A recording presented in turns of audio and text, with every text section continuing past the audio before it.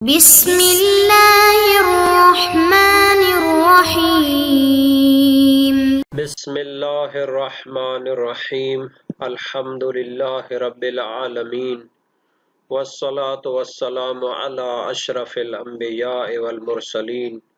وعلی اہل بیتہ الطیبین الطاہرین المعصومین۔ عزیز طلبہ، السلام علیکم ورحمۃ اللہ وبرکاتہ۔ شرح الامہ اول درس نمبر 69 میں تخلی کے وقت جائز کاموں کے بارے میں بحث ہوگی، اور اس میں تخلی کے وقت جو جائز کام ہیں ان کے بارے میں بحث ہو رہی ہے۔ ان میں سے ہے کہ اذان کی حکایت کرنا اور اسے دہرانا۔ اگر کوئی بندہ اذان دے رہا ہے تو بے شک بندہ تخلی کی حالت میں ہو اس کو دہرا سکتا ہے، چونکہ یہ مستحب ہوتا ہے، ثواب کا کام ہوتا ہے۔ مشہور کی دلیل اس میں کیا ہے، شہید اول کا نظریہ کیا ہے، اور شہید ثانی کی تحقیق اور تبصرہ کیا ہے، اس سب پر گفتگو ہونے والی ہے۔ فرمایا وَيَجُوزُ حِكَايَةُ الْأَذَانِ إِذَا سَمِعَهُ وَلَا سَنَدَ لَهُ ظَاهِرًا عَلَى الْمَشْهُورِ وَذِكْرُ اللَّهِ لَا يَشْمَلُهُ أَجْمَعَ لِخُرُوجِ الْحَيْعَلَاتِ مِنْهُ، ومن ثم حکاہ المصنف فی الذکر بقولہ وقیل۔ جائز ہے اذان کی حکایت کرنا، اذان کو دہرانا اور اذان کے جملوں کا تکرار کرنا، اذا سمعہ جب اسے سنے، جب انسان اذان کو سنے کہ مؤذن اذان دے رہا ہے اور بے شک وہ حالت تخلی میں ہو تو اس کو دہرا سکتا ہے۔ شہید ثانی فرماتے ہیں وَلَا سَنَدَ لَهُ ظَاهِرًا، بظاہر اس کی کوئی سند نہیں ملی، کوئی دلیل نہیں ملی، اور اس کی کوئی سند اور دلیل نہیں پائی جاتی۔ علی المشہور کا تعلق ہے یجوز و حکایت الاذان کے ساتھ، یعنی مشہور فتویٰ یہ ہے، مشہور فقہا اور علماء کا نظریہ یہ ہے کہ حکایت اذان جائز ہے، لیکن شہید فرماتے ہیں کہ اس کی بظاہر دلیل نہیں ہے۔ تو یہ جو ولا سند لہ ظاہراً کا لفظ ہے، بعض نسخوں میں موجود ہے، بعض نسخوں میں موجود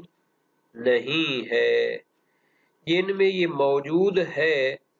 تو یہ اگر علی المشہور، یہ جو علی المشہور اس کے بعد ہوتا تو بہتر ہوتا،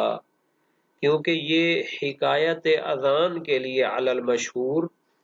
قید ہے کہ مشہور فقہا نے جواز حکایت اذان کا فتویٰ دیا ہے، اور یہ شہید ثانی کا تحقیقی نظریہ ہے کہ بظاہر اس کی دلیل نہیں پائی جاتی۔ اب کوئی اس کے بارے میں دلیل پیش کرتا ہے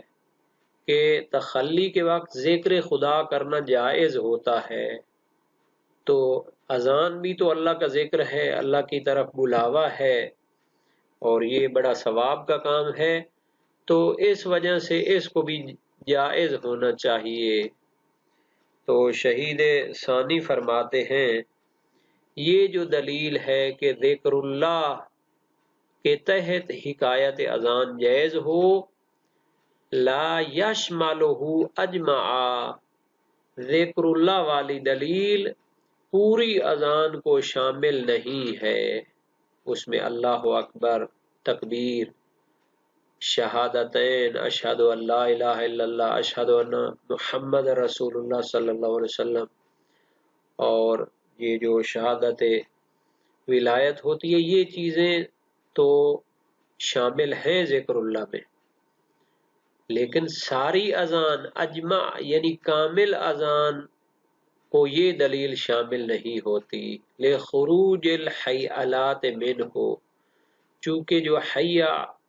علی خیر العمل، حی علی الفلاح، حی علی الصلاح والے تین حیع، اس کو حی علی کہتے ہیں، تو یہ اس سے خارج ہیں، ذکر اللہ ہونے سے خارج ہیں۔ لخروج الحیعلات، تین قسم کے حیہ جو ہیں، جلدی آؤ نماز کی طرف، جلدی آؤ، خیر عمل کی طرف، جلدی آؤ فلاح کی طرف، تو یہ جو 3 حیالے اور بلاوے ہیں یہ ذکر اللہ ہونے سے خارج ہیں۔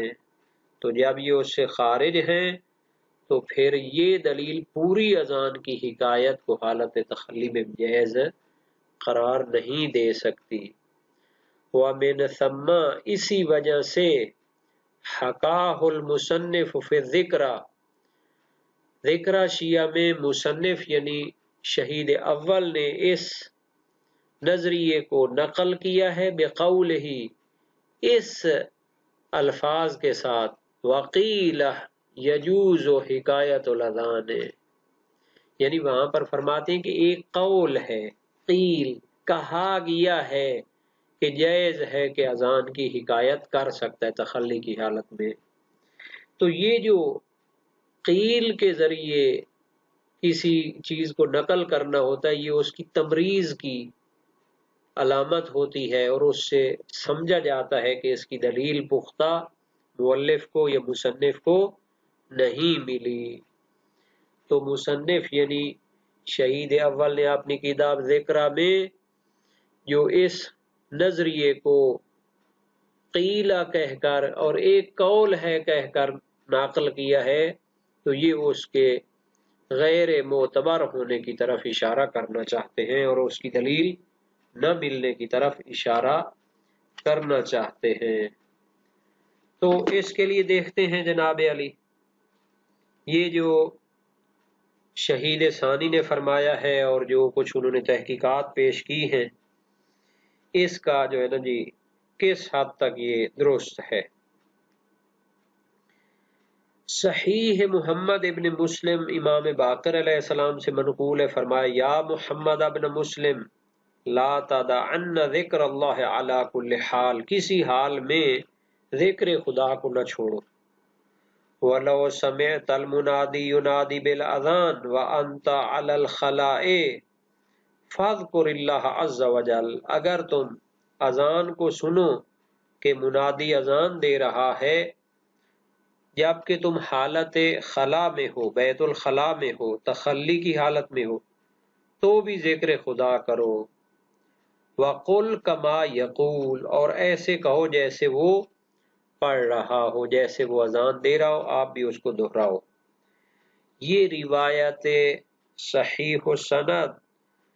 وسائل الشیعہ کے باب 8 ابواب خلوت میں موجود ہے۔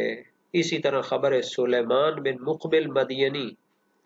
قلت للحسن موسیٰ بن جعفر علیہ السلام، میں نے امام کاظم علیہ السلام سے عرض کی لأی علت یستحب للانسان اذا سمع الاذان ان یقول کما یقول المؤذن وان کان علی البول والغائط، فقال لأن ذلك یزید فی الرزق۔ میں نے امام موسیٰ کاظم علیہ السلام سے عرض کی کہ اس وجہ سے انسان کے لیے مستحب ہوا ہے کہ جب وہ اذان کو سنے تو مؤذن کی طرح وہ اس کو دہرائے اور کہے اگرچہ کہ وہ بول و براز کی حالت میں ہو۔ فرمایا اس سے رزق میں اضافہ ہوتا ہے۔ ہاں جی، یہ ہوتا ہے جب روایات کی طرف ہم جاتے ہیں تو معلوم ہوتا ہے کہ اس کے بہت سارے روحانی اسباب ہیں، تکوینی اسباب ہیں اور اس کو اس گھرانے سے سمجھا جاتا ہے۔ سید المدارک فرماتے ہیں من ہنا یظہر ان ما ذکرہ جدی فی روض الجنان من ابدال الحیالات بالحوقلہ لکونہا لیست ذکرا وعدم الناس علی استحباب حکایت علی الخصوص غیر جید۔ اچھا، یہ جو شہید ثانی ہیں ان کے بھانجے یا نواسے ہیں سید المدارک، صاحب مدارک، انہوں نے شہید ثانی کی اس تحقیق جو انہوں نے یہاں بھی پیش کی ہے اور ان کی دوسری کتاب ہے روض الجنان فی شرح ارشاد الاذہان، اس میں بھی انہوں نے کہا ہے، انہوں نے کیا کہا تھا وہاں پر؟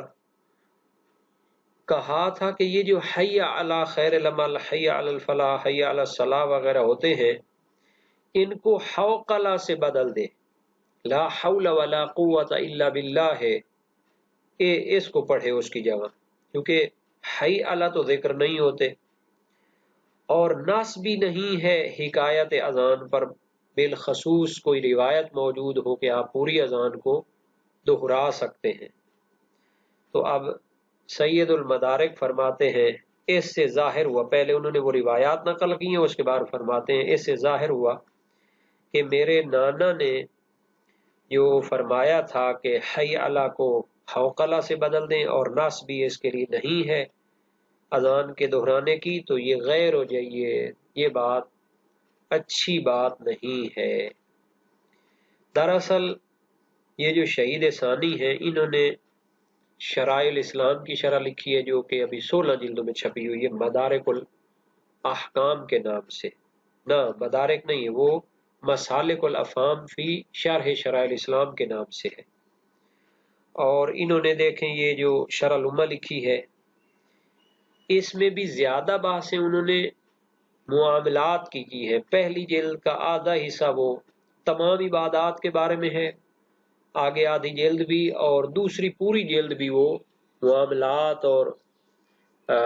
اس کو ہم کہتے ہیں ایقاعات، عقود، احکام اور حدود، تعزیرات وغیرہ کے بارے میں ہے۔ تو ان کے جو نواسے تھے سید المدارک، انہوں نے مدارک الاحکام لکھی ہے جو 10 جلدوں میں چھپی ہے، اور انہوں نے اپنے نانا کی جو تحقیقات ہیں عبادات کے بارے میں جو کہ یقیناً مختصر ہیں، ان کو تفصیل دی ہے، تحقیق کے ساتھ پیش کیے۔ تو یہ بھی انہی موارد میں سے ہے جہاں انہوں نے نہایت دقیق تحقیق پیش کی ہے کہ جناب علی جب دلیل موجود ہے کہ ہم اس کو دہرا سکتے ہیں اور روایت صحیحہ ہے، آپ انہی ابواب سے روایات کو لے رہے ہیں ان کے مطابق، تو یہ ہوتا ہے کہ بڑے سے بڑے محقق بھی بعض اوقات ان کی آنکھ سے کوئی دلیل رہ جاتی ہے۔ کچھ دوسرے کام جن کو جائز قرار دیا گیا، وقراءۃ آیت الکرسی وقضا مطلق حمد اللہ وشکرہ وذکرہ لأنہ حسن علی کل حال۔ اسی طرح آیت الکرسی کی قراءت کرنا بھی جائز ہے، تخلی کی حالت میں بھی ہو، اتنی عظیم آیت ہے اور اس کے اثرات ہیں تکوینی،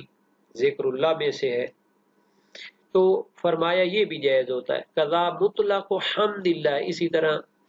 ہر قسم کی حمد خدا، شکر خدا، ذکر خدا کرنا جائز ہے، مطلق یعنی بطور مطلق ہر قسم کا حمد، شکر اور ذکر، لأنہ حسن علی کل حال، چونکہ یہ ہر حال میں ذکر خدا، حمد اور شکر جائز ہوتا ہے، جائز نہیں ہوتا بلکہ حسن بہتر ہوتا ہے، مستحب ہوتا ہے۔ تو انہی حالات میں سے ایک تخلی بھی ہے، اس صورت میں بھی یہ حسن ہے، بہتر ہے، مستحب ہے۔ وَلِلضَّرُورَةِ كَالتَّكَلُّمِ لِحَاجَةٍ يَخَافُ فَوْتُهَا، یخاف فوتها پڑھیں گے، یخاف فوتها پڑھیں گے، پھر معنی بھی اسی طرح کرنا پڑے گا۔ لو اخرہ الی ان یفرغ، کہتے کوئی ضرورت ہو، مجبوری ہو، اس کے لیے بھی وہ کلام کر سکتا ہے۔ قد تکلم لحاجت، جیسے ایسی کسی ضرورت کے لیے کلام کرنا، یخاف فوتها، جس کے رہ جانے کا خوف ہو، جس کے فوت ہونے کا خوف ہو، رہ جانے کا خوف ہو، لو اخرہ، اگر اسے مؤخر کرے، دیر کرے، الی ان یفرغ، یہاں تک کہ وہ بیت الخلاء سے باہر آئے، پھر آ کے اس کے بارے میں کلام کرے، تو پھر وہ حاجت جو ہے نا جی رہ جائے گی۔ تو ایسی جب ضرورت ہو تو اس کے لیے وہ کلام کر سکتا ہے۔ مثال کے طور پر کسی قافلے کے ساتھ ہے، سفر کی حالت میں ہے،